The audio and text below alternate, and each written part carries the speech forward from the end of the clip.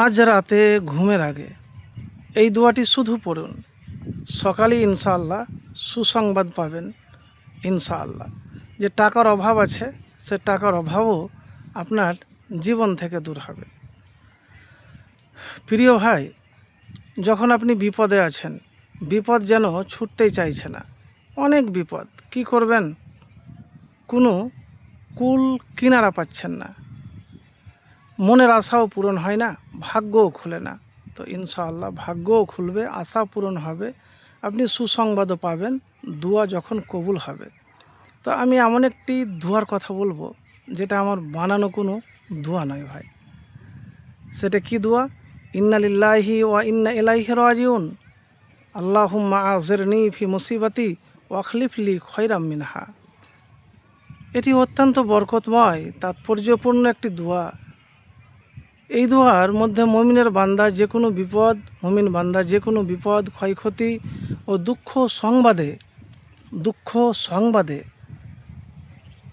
আল্লাহর কাছে ধৈর্য ও উত্তম প্রতিদানের প্রার্থনা করে। ইন্না লিল্লাহি ওয়া ইন্না ইলাইহি রাজিউন, আল্লাহুম্মা আজিরনি ফি মুসিবাতি ওয়াখলিফ লি খয়রাম মিনহা।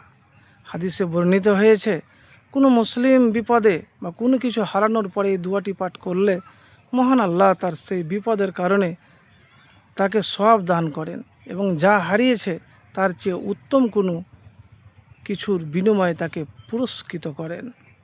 তো প্রিয় ভাই, রাসূলুল্লাহ সাল্লাল্লাহু আলাইহি সাল্লাম এর সাহাবী হযরত উম্মে সালমা রাদিয়াল্লাহু তাআলা আনহাকে তার প্রথম স্বামীর মৃত্যুর পর এই দোয়াটি শিক্ষা দিয়েছিলেন।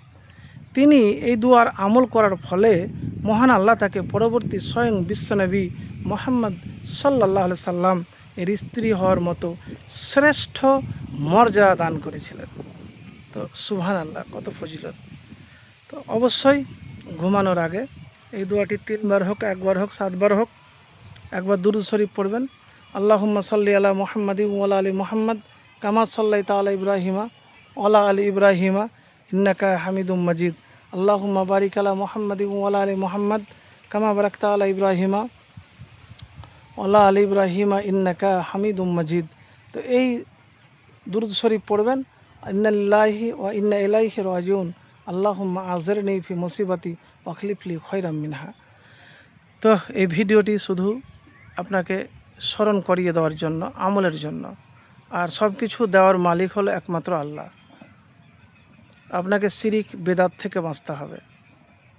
নবীজি সাল্লাল্লাহু আলাইহি সাল্লামের তরিকা সুন্নাত অনুযায়ী জীবনযাপন করতে হবে, তাহলে দোয়াও কবুল হবে, সব কিছু আপনি পারফেক্টলি পাবেন।